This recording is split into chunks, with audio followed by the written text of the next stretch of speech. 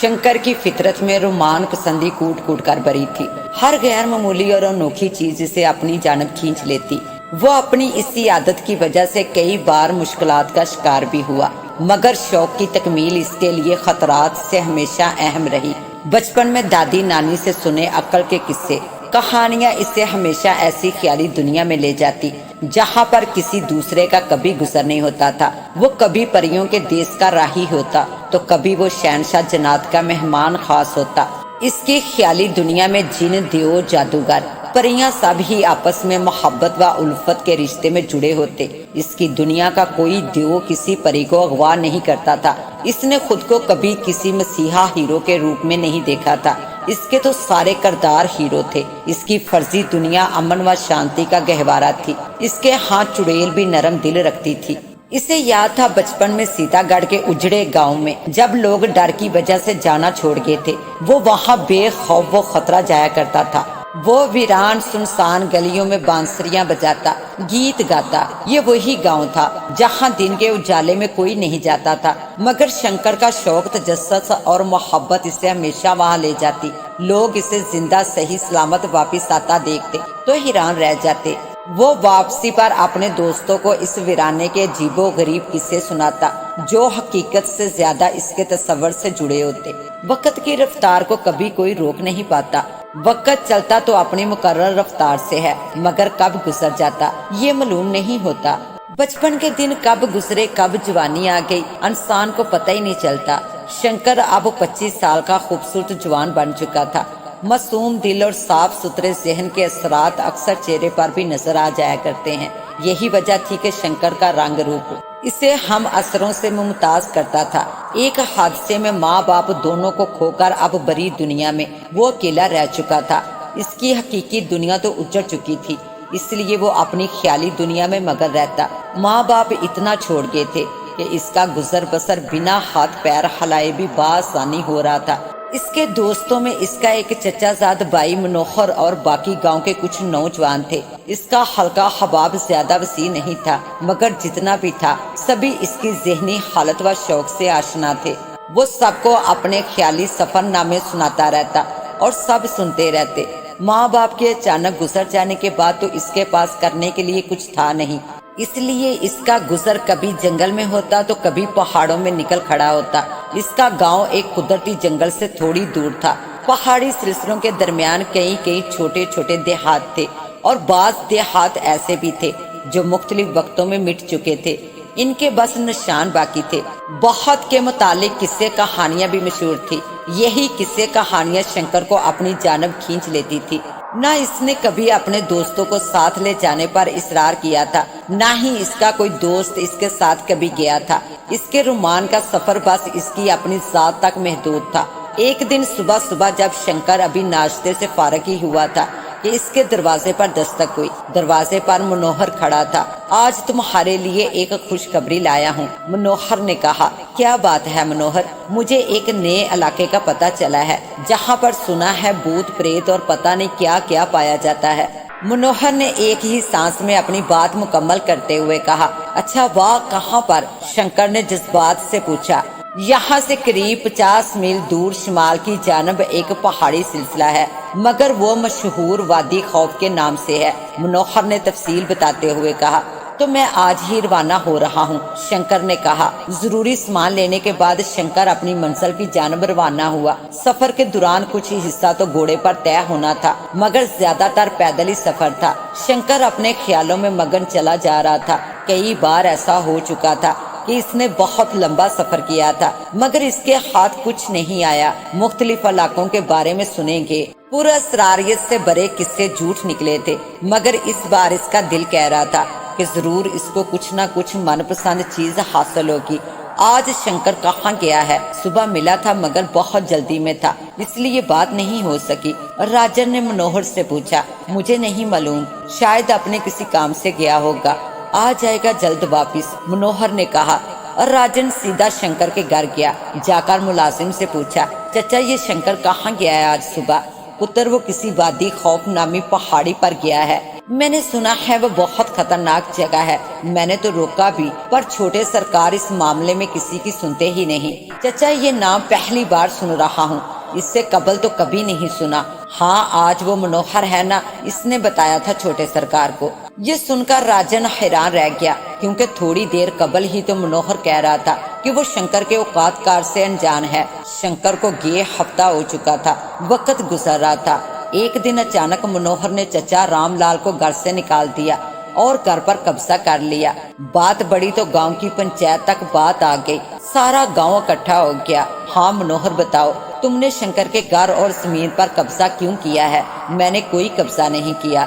اب شنکر بیچارہ جب اس دنیا میں نہیں رہا تو اس کا سب کچھ میرا ہی ہوا نا، میرے علاوہ اور کون ہے اس کا رشتہ دار؟ منوہر نے ایک مسکراہٹ کے ساتھ کہا۔ کیا مطلب ہے تمہارا؟ گاؤں کے مکھیا نے غصے سے کہا۔ منوہر وادی خوف کی جانب گیا تھا، وہاں میرے ایک دوست نے اسے دیکھا تھا۔ کسی نے بتایا ہے کہ وہ اب اس دنیا میں نہیں ہے، کسی پہاڑ سے گر کر اس کی موت ہو گئی ہے۔ میرا دوست بخشی ناتھ اس بات کی گواہی دے گا، اور گواہی کے بعد محفل برخاست ہو گئی، مگر گاؤں سوگوار تھا۔ اور ادھر شنکر جب آخری پڑاؤ کے بعد آگے بڑھا، اس نے محسوس کر لیا تھا کہ اس کے پیچھے کچھ نامعلوم لوگ ہیں، مگر اس نے بے خوف و خطرہ سفر جاری رکھا۔ جب وہ وادی خوف کے بالکل قریب پہنچا، وہاں پر سارا پہاڑی سلسلہ درختوں سے چھپا ہوا تھا۔ اب رات کے اندھیرے میں آگے بڑھنا اور اوپر جانا مشکل تر ہو رہا تھا، مگر شنکر کا سفر جاری رہا۔ اس نے کئی بار محسوس کیا جیسے اس کے پیچھے کوئی ہے، مگر اندھیرے کی وجہ سے اسے کچھ نظر نہیں آیا۔ اچانک اس پہاڑ پر اسے پیچھے سے دھکا لگا تو وہ سیدھا ایک اندھی گہری کھائی میں جا گرا۔ گرتے ہوئے اس نے انسانی کہکے سنے۔ اس کے بعد اس کا ذہن گہری نیند میں چلا گیا۔ اچانک وہ ہڑبڑا کر اٹھا۔ وہ ایک سرسبز وادی میں تھا، اس کے چاروں اطراف حسن و رنائی کے ایسے نظارے تھے جو اس سے قبل اس نے کہیں نہیں دیکھے تھے۔ وہ پھول کلیوں رنگوں میں کھو گیا۔ اچانک اسے ایک آواز نے متوجہ کیا۔ تم یہاں کیوں آئے ہو؟ شنکر نے اٹھ کر چاروں طرف دیکھا، وہاں کوئی نہیں تھا۔ تم کہاں ہو؟ اس نے بلند آواز میں پوچھا۔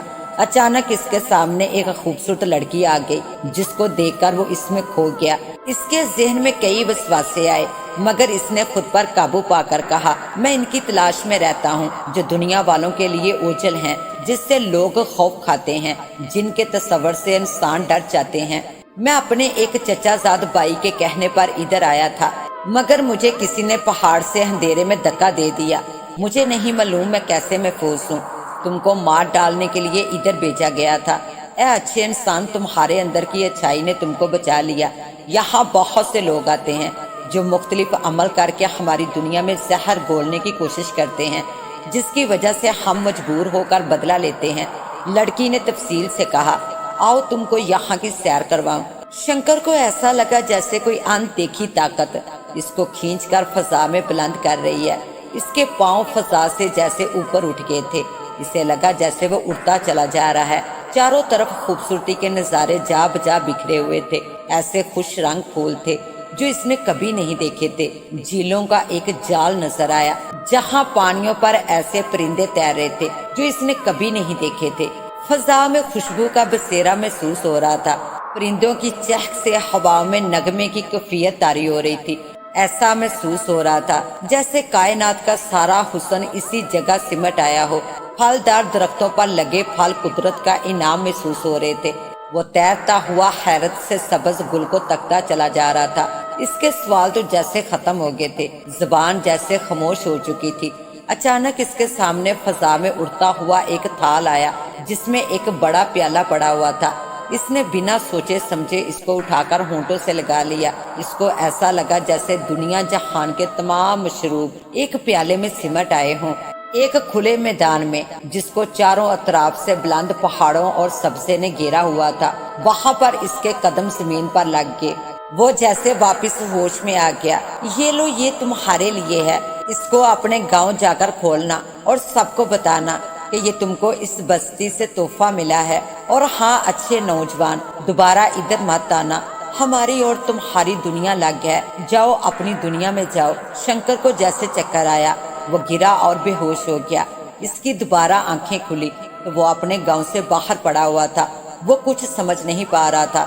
اس نے خواب دیکھا تھا یا حقیقت، مگر جب اس نے اپنے سامان کا تھیلا کھولا تو اس کے اندر وہ پوٹلی موجود تھی۔ وہ اٹھا اور سیدھا گھر چلا گیا۔ اس کے آنے کی خبر سارے گاؤں میں پھیل گئی تھی۔ سارے گاؤں کے سامنے اس نے پوٹلی کھولی، اندر سے جو نکلا تو اسے دیکھ کر سارا گاؤں چونک اٹھا، مگر سب سے زیادہ حیرت منوہر کو تھی۔ پوٹلی ہیروں سے بری ہوئی تھی، ایسے ایسے لال و گوہر تھے جس کو دیکھ کر سب بس دیکھتے ہی چلے جا رہے تھے۔ سارا گاؤں خوش تھا، مگر کچھ چہرے بجھے ہوئے تھے۔ شام کے وقت منوہر اپنے 4 دوستوں کے ساتھ اس کے پاس پہنچ گیا۔ یار منوہر، تم نے تو کمال کر دیا، کیا جگہ دکھائی مجھے، یہ سب وہاں پر ملا مجھے، اب میں آئندہ کہیں نہیں جاؤں گا، یہ میرا آخری سفر تھا۔ اگلی صبح منوہر اور اس کے 4 دوست گاؤں سے غائب تھے، کوئی نہیں جانتا تھا کہ وہ کہاں گئے۔ منوہر اور اس کے 4 دوست آندھی اور طوفان کی طرح وادی خوف کی جانب جا رہے تھے۔ یار منوہر، ہم کو بھی ویسا مال ملے گا؟ ہاں نہ، کیوں نہیں ملے گا، وہ اکیلا اتنا کچھ لے آیا ہے، ہم تو 5 لوگ ہیں، پھر ہمارے پاس اعلیٰ اسلحہ ہے، ہم تو چھین کر لائیں گے سارا خزانہ۔ کئی دن سفر کے بعد ایک شام وہ لوگ وادی خوف میں پہنچ گئے۔ تھکاوٹ کی وجہ سے وہ جاتے ہی سو گئے۔ نیند کی گہری وادی میں ایک چیخ سے اچانک وہ سبھی جاگ گئے۔ رات اپنے زوروں پر تھی، چاند تو نکلا ہوا تھا، مگر ایسا محسوس ہو رہا تھا جیسے بادلوں نے ساری روشنی کو آج چھپا لینے کا ارادہ کر لیا ہو۔ ہر طرف کالک ہی کالک نظر آ رہی تھی، سب ہی خوفزدہ نظروں سے ادھر ادھر دیکھ رہے تھے۔ ایک تیز آواز فضا میں گونجی، اے لالچی لوگو، تم سب کو تمہاری موت یہاں پر کھینچ لائی ہے، تم سب گنہگار ہو۔ تم نے ایک معصوم انسان کو قتل کر کے اس کے مال اور دولت پر قبضہ کرنا چاہا تھا۔ کانپتے ہاتھوں سب نے اسلحہ نکالا، جلدی جلدی سب نے لالٹین روشن کی۔ روشنی میں جو پہلی چیز نظر آئی وہ زمین پر پڑی ہوئی خون آلودہ انسانی کھوپڑیاں تھی، جسے دیکھ کر سب کی ایک ساتھ چیخ نکل گئی۔ کون ہے وہاں؟ سامنے آؤ، منوہر نے حوصلہ کرتے ہوئے کہا۔ اچانک کسی نے بلند آواز میں کہکا لگایا، بس پھر تو جیسے اس پر دورہ پڑ گیا۔ منوہر، تم قاتل ہو، تم نے دولت کی خاطر ان سب کے ساتھ مل کر اپنے ہی بھائی کو مار ڈالنا چاہا۔ ایسا لگ رہا تھا جیسے جگدیش اپنے آپ سے باہر نکل کر بے ساختہ بول رہا ہو۔ بولتے بولتے وہ گرا اور بے ہوش ہو گیا۔ منوہر اور باقی لوگ آہستہ آہستہ آگے کی طرف جا رہے تھے۔ آگے کی طرف جا رہے تھے۔ روشنی کا ایک دھماکہ ہوا، ان کو سامنے 30-40 فٹ دور ایک انسان کھڑا نظر آیا۔ سب نے ایک ساتھ فائر کھول دیے۔ ان کو ایسا لگا جیسے ساری گولیاں سامنے کھڑے انسان کے سینے میں اتر گئی ہوں۔ اس کے سینے سے خون کا فوارہ نکلا جو سیدھا ان کے چہروں پر آ کر گرا۔ ایسا لگ رہا تھا جیسے فضا میں خون کی بارش ہو رہی ہو۔ سب خون میں نہا چکے تھے۔ وہ آگے بڑھے تو چھلنی سینے کے ساتھ وہ انسان پھر کھڑا ہو گیا۔ اس نے ایک ہاتھ اپنے سینے کے اندر ڈالا، اچانک وہاں سے کچھ نکال کر ان پر پھینک دیا۔ ان پر جیسے کئی انتڑیوں کی بارش ہو گئی۔ ہر طرف روشنی ہو چکی تھی، بندوقیں ہاتھوں سے گر چکی تھی۔ سب بھاگ رہے تھے، موت سے فرار کی کوشش میں سب اپنا آپ تک بھول چکے تھے۔ بخشی ناتھ اور منوہر ایک ساتھ بھاگ رہے تھے، دوسرے دونوں الگ بھاگ رہے تھے۔ بھاگتے بھاگتے دونوں ایک غار میں پہنچ گئے، جلدی سے غار میں گھس کر چھپ گئے۔ اچانک غار کا منہ بند ہونے لگا، غار روشنی میں نہا گئے۔ غار میں ہر طرف عجیب سی بو پھیلی ہوئی تھی۔ دونوں اٹھ کر غار دیکھ رہے تھے۔ اچانک ایک تیز چیخ نے ان کے دل کو دہلا دیا۔ ان کے سامنے ایک بنا چہرے کی عورت کھڑی تھی، اس کے ہاتھ بڑھتے چلے جا رہے تھے۔ وہ پیچھے ہٹتے دیوار کے ساتھ لگ گئے، ہاتھ آگے بڑھ رہے تھے۔ دیوار سے کسی اندیکھی طاقت نے دونوں کو ہوا میں اچھال دیا۔ دونوں ہوا میں تیرتے جا رہے تھے۔ جب دونوں کے گلے ان ہاتھوں کے بیچ آ گئے، وہ بہت چیخے مگر موت سے نہ بچ سکے۔ ان کے سر تن سے جدا ہو کر غار سے باہر دور جا گرے۔ بخشی ناتھ ایک پتھر کے پیچھے چھپا بیٹھا تھا، اس کی پیٹھ سے کچھ ٹکرایا۔ مڑ کر دیکھا تو اس کے دوستوں کے دھڑ اور سر دونوں اس کو سامنے ہوا میں معلق نظر آئے۔ وہ اٹھ کر بھاگا، اس کو دھکا لگا، سیدھا گہری کھائی میں جا گرا، جہاں پر موت کی آغوش نے اسے سمیٹ لیا۔ منوہر ہر طرف پاگلوں کی طرح بھاگ رہا تھا، ہر طرف موت کے حقارے اس کو محسوس ہو رہے تھے۔ عورتوں کی ہیبت ناک چیخیں ماحول کو دہشت ناک بنا رہی تھی۔ ہر طرف جیسے خون پھیلا ہوا تھا، ہوا تیز ہو چکی تھی۔ فضا میں جیسے ہزاروں روحیں کسی کی موت پر مہو رقص تھی۔ मनोहर धड़म से गिरा और बेहोश हो गया। इसकी जब आंख खुली तो इसके अतराफ इसके 3 दोस्तों की लाशें पड़ी थी, मगर हर तरफ हीरे जवाहरात लाल व गौहर बिखरे पड़े थे। इसको दोस्तों की मौत, रात का माहौल, पेट की भूख सब भूल गई। वो बस पागल हुआ जा रहा था। वो लातदार दौलत का मालिक था। वो हंस रहा था। वो पागलों की तरह हीरे देख रहा था। इसने बड़े बड़े संदूक देखे, खोला तो अंदर नगीने ही नगीने थे। वो सबको सीने से लगाए पागल हुआ जा रहा था। कब दिन गुजरा इससे कुछ याद न रहा। वो तो बस सब समेट रहा था। इसे भूल चुका था वो अपने कितने दोस्त कैसे कैसे खो चुका है। इसे ये भी याद न था कि यहाँ से वापसी का रास्ता क्या होगा। क्या ये गार इसका मददगार बनेगा या वो किसी गहरी खाई में गिर चुका था। अभी चंद घंटे कबल इसके दोस्त किस कदर अबरतनाक मौत का शिकार हो चुके थे। बस लालच व हवस का पुजारी इस ज़ाहरी दौलत को पाकर खुशी से निहाल हो रहा था। रात के अंधेरे ने इसे आ लिया। वो सब कुछ सीने से लगाए बैठा था। जब पेट की भूख इसे सताने लगी तब इसे होश आया। वो एक ऐसी जगह था जहाँ हदनगा बस माल व जर था और कोई चीज न थी।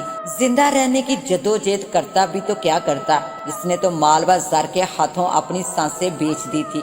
एक के बाद दूसरा दिन बीतता। वो भूख से बिलखने लगा, फिर चीखने लगा। इससे खड़ा होना मुश्किल हो रहा था। इसने दूर से किसी के घुंघरू की झनकार सुनी। सर उठाकर देखा, एक लड़की चली आ रही थी। मुझे पानी दो, मुझे खाना दो, मैं मर रहा हूँ, मनोहर चीखा। तुम बदले में मुझे क्या दोगे मनोहर? तुम ये सब ले लो, बस एक प्याला पानी, बस एक घूंट पानी दे दो। ये लो प्याला। लड़की ने इसे प्याला दिया। इसने बंद आंखों के साथ प्याला पकड़ा, झट से मुंह से लगाया, मगर पानी कहाँ था। वो तो पीसे हुए हीरे थे जो इसके हलक से पार हो गए। वो चीख भी न सका जब मौत ने इसे गले लगा लिया। हर तरफ दौलत के अनबार थे, मगर एक नवाला रोटी और एक घूंट पानी पिए बिना वक़्त का सबसे दौलतमंद आदमी भूखा प्यासा मर चुका था। जिंदगी की हकीकत एक गार में बेयारो मददगार पड़ी थी। ये सिर्फ मनोहर की लाश नहीं थी, ये इंसान के लालच, इसकी हवस, इसके नशे की मौत थी। मगर क्या इस मौत से कोई इंसान कुछ सीख भी पाएगा, ये कोई नहीं जानता। जगदीश की आंख खुली, वो अपने गांव में मौजूद था। इसके गिर्द लोग जमा थे। वो उठा, चीखता चलाता शंकर के घर पहुंचा। चीख चीख कर बताता रहा कि मनोहर ने जानबूझकर तुमको वादी खौफ में भेजा था ताकि तुमको कत्ल करके तुम्हारी दौलत पर कब्जा कर ले। तुमको पहाड़ से धक्का बख्शी नात ने दिया था। वो सब वादिये खौफ में लाल व गौहर की तलाश में गए थे, जहां मौत ने सबको लपेट में ले लिया। ये कहकर जगदीश गिरा। जब इसको शंकर ने सीधा किया तो वो मर चुका था। शायद कुदरत इंतकाम ले चुकी थी। कौन कब उठेगा, ये फैसला इंसान के हाथ में नहीं था। शंकर जिंदा था। इसका ख्वाब या हकीकत वो क्या था, वो अभी फैसला भी नहीं कर पाया था।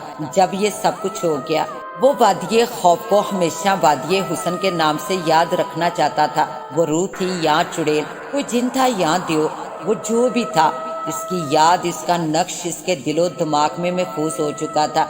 मगर इसका सफर तमाम हो चुका था। डर था या इस लड़की की मोहब्बत, वो खुद से वादा कर चुका था कि अब दोबारा किसी खोज का हिस्सा नहीं बनेगा। इसके पास अब ऐसी यादें और सबक थे जो इसके लिए कभी धुंधला नहीं सकते थे।